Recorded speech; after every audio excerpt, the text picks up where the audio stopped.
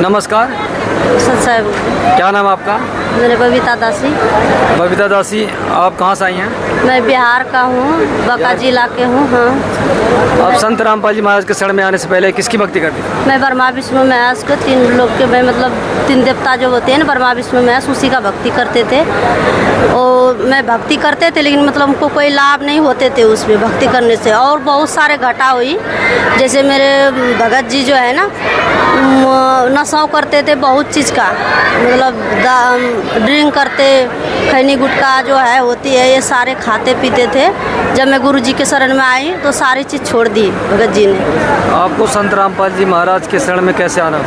वो जो ज्ञान गंगा पुस्तक होती है ना, वही पुस्तक पढ़े मेरे भगत जी ने उस दिन।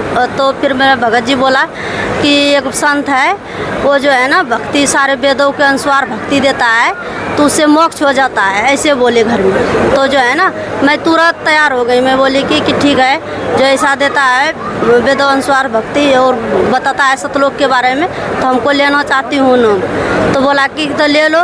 तो उस टाइम लॉकडाउन चल रहा था, खूब लॉकडाउन चल रहा था, तो ऑनलाइन नाम दीक्षा में लिए पूरे परिवार, 4 बच्चे और 2 मैं भगत और भगत। आप संत रामपाल जी महाराज से नाम उपदेश लेने के पहले ब्रह्मा विष्णु महेश की भक्ति करते थे, वहाँ आपको क्या क्या लाभ?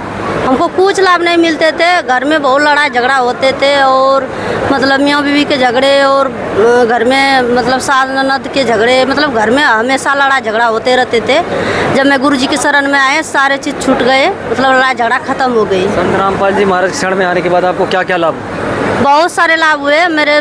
पहले लाभ तो मैं बताऊंगी कि मैं एक दिन मैं सोए थे, हमको ऑपरेशन हुई थी। तो मैं, किस चीज़ का ऑपरेशन हुआ था? मैं बच्चे का, जो बच्चे बुतरू होते हैं ना, उसी का ऑपरेशन हुई थी। तो मैं सोए थे। आपको डिलीवरी था? हाँ, नहीं डिलीवरी नहीं, वो जो बच्चे बुतरू होते हैं ना बोले, वो हाँ उसी का। हाँ, नसबंदी वाले। तो मैं नती पसियन पे थे, मैं सोए थे।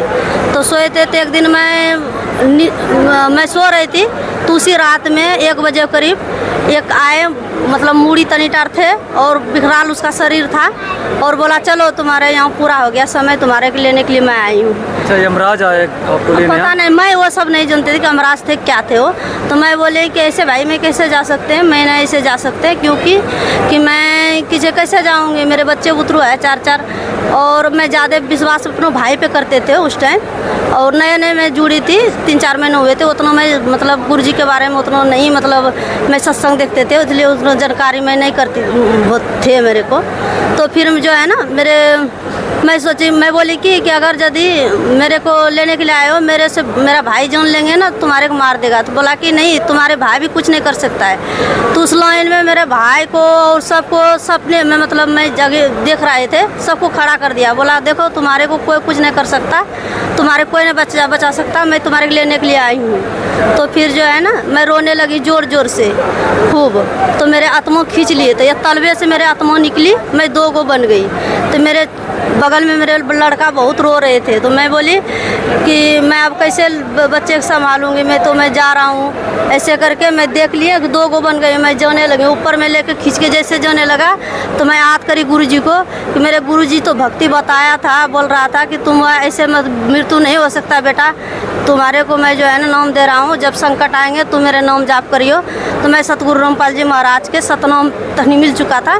तो मैं एक बार सांस अंदर पहले फेंके, दूसरा जैसे अंदर ली, इतना देर में मेरे जो है ना वहाँ से काल ने पटकी नीचे में, तो फूल के समान हमको तनियोटा चोट न लगी। तो फिर जो है ना मेरे को मैं आई नीचे, तो मैं आत्मा में 2 गो बन चुकी थी, मैं घुस नहीं पा रही थी उसमें शरीर में। तो फिर जो है ना मैं रोने लगी कि परमात्मा कैसे घुसूँगी, मैं तो 2 बन चुकी हूँ। बच्चे सब रो रहे थे, मेरे जितना है मेरे सास थे, और मेरे हस्बैंड तो यहाँ प्रदेश में थे, घर पे थे नहीं। तो फिर जो है मैं गुरु जी का याद करी और फिर जाप करी। जैसे जाप करें तो फिर मैं अंदर प्रवेश, मैं आँख मूल लेते अंदर प्रवेश हुई। फिर मैं अंदर में हुई तो नहीं मेरा हाथ को काम कर रहा था, नहीं पैर हाथ कर रहा था काम, मैं कुछ ना, पूरा पानी पानी हो चुकी थी, और मेरा आँखी सूसू जार बेजार जा रहे थे, मैं खूब रो रही थी उस टाइम। तो फिर ये हुई, जैसे मैं आँख खुली तो मैं देखी कि मैं सारे सब रो रहा था माथा तर, और मैं देख रहे थे बच्चे भी रो रहा था पीने के लिए, मतलब छोटा था मेरा लड़का। तो फिर यही सब लाभ हुए मेरे को, मैं ख़त्म हो आप ऐसा तो नहीं कि सपना देख रही हूँ? नहीं, मैं एकदम जागलो था। फिर मैं जब देखे तो एकदम मैं देख रहे थे कि मैं ख़त्म हो चुकी थी। तो मैं हमको पता नहीं था, ये बात जाके मैं सेंटर पे बताई कैसे ऐसे हुआ था। तो बोला कि आप तो ख़त्म हो चुके थे। बोले मैं जागले में हो रहा था ये सब भगत जी। बोला कि नहीं आप यहाँ पर जब वापस आत्मा में आई, यहाँ पर शरीर में आई, तो उस शरीर में आने के बाद आपको वहाँ परिवार वाले रो रहे थे बाहर? हाँ, मेरे सास बहुत रो रहे थे कि ऑपरेशन करें, पता नहीं इसको जो है ना कमजोरी की वजह से ये ख़त्म हो चुका है। पहले डॉक्टर बोलता था ये कमज़ोर हो सकता है, ख़त्म हो गया है। मेरे हिला डुलारा सब कुछ कर रहा था, कैसो नहीं कर रही थी मैं। तो जब मैं आई तो मैं किसी से नहीं बोल पा रहे थे, नहीं मैं कुछ कह रहे थे, मैं खाली रोई खूब।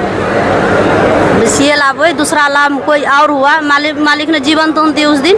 फिर मैं जो है दूसरा रात जब सोई मैं उसी रात, तो मेरे जो है ना गुरुजी बोला बेटा तुम्हारे जीवन दान दिए हूँ, तुम्हारे कोई कुछ नहीं कर सकता। आप जो है भक्ति करना ढंग से, और जो है तुम्हारे सतलोक जाना है, ऐसे बोला तुम मतलब आत्मा जो है ना तुम परमात्मा मेरे आत्मा हो, मैं मेरे हंस हो, मैं तुम्हारे लिए आई हूँ, तुम्हारे को मैं सतलोक ले जाके मैं छोड़ूंगी बेटा।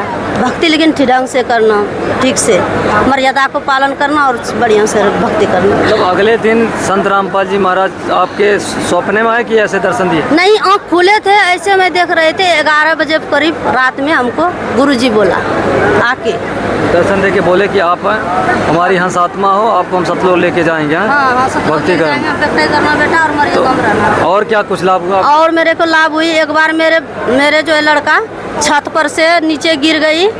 तो मैं यहाँ किराए के रूम पे रह रहा हूँ, वहाँ से मेरे सारे घर पर विरोधी आदमी हो गया। मैं गुरुजी के शरण में जब वहाँ आई, मैं प्रदेश में रहने लगी हूँ, नोएडा में रह रहा हूँ। तो मैं जो है ना बच्चे के मैं ऊपर पे रह रहे थे, छत के नीचे मेरा लड़का गिर गया। एक बार नहीं 3 बार गिरी मेरे लड़का, लेकिन कुछ नहीं हुई।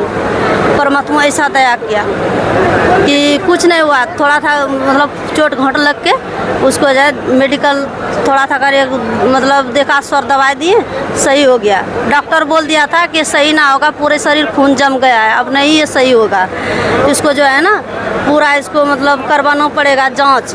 इसको सारे खून जम गया है ऊपर से नीचे तक। लेकिन मालिक कैसा दया हुआ कि मैं मतलब थोड़ा था कर ही दवाई में मेरा लड़का सही हो गया। मैं बोले कोई बात नहीं, चलाइए, अब दवाई नहीं होगा ठीक तो मैं करवा लेंगे मेरे लड़का को। तो फिर आपने बताया कि हमारे साथ संत रामपाल जी महाराज इतना चमत्कार किया। जो लोग देख रहे हैं जिनको विश्वास नहीं होता भाई संत रामपाल जी महाराज भगवान है या संत हैं, जिनको चमत्कार पे विश्वास नहीं होता कि भाई संत रामपाल जी महाराज के जो शिष्य होते हैं वो पैसा लेके बोलते हैं, तो आपको कितना पैसा दिया गया? नहीं, मैं 1 टका भी पैसा नहीं दिए थे। मेरे भगत जी ने ज्ञान गंगा पुस्तक पढ़ी, मैं जाके मैं नाम लिए गुरु जी से। आपको यहाँ इंटरव्यू जब आप बोल रहे हो इस टाइम आपको कितना पैसा दिया गया? नहीं, इस टाइम तो 1 टका ना दिए थे, नहीं हमारे से 1 टका नहीं लिया गया था। अच्छा, तो आप जो दर्शक आपको देख रहे हैं संत रामपाल जी महाराज से नहीं जुड़े हैं, जो लोग जुड़ना चाहते हैं आपका वीडियो देख के, जिनको भाई शंका है, डाउट है कि भाई सही बोल रहे हैं या झूठ बोल रहे हैं, उनको आप क्या प्रमाण बताएंगे? मेरे घर पे पूछ सकते हैं, सारे प्रमाण है। जो मतलब मेरे सास ससुर है, खुद देख के अचंभित होती है, और घर परिवार के गांव के लोग कि इसके साथ ऐसा घटना हो रहे थे और अब चमत्कार हो रहा है, पूछ सकते हैं। जो दर्शक संत रामपाल जी महाराज से नाम उपदेश लेना चाहते हैं कैसे ले सकते हैं? ये जो है टीवी न्यूज़ चैनल पे, मतलब ये जो है टीवी पे और मोबाइल पे यूट्यूब पे सत्संग आते हैं, उस पे पीली पट्टी चलते हैं और उस पे कांटेक्ट करके नाम ले सकते हैं। बहुत बहुत धन्यवाद।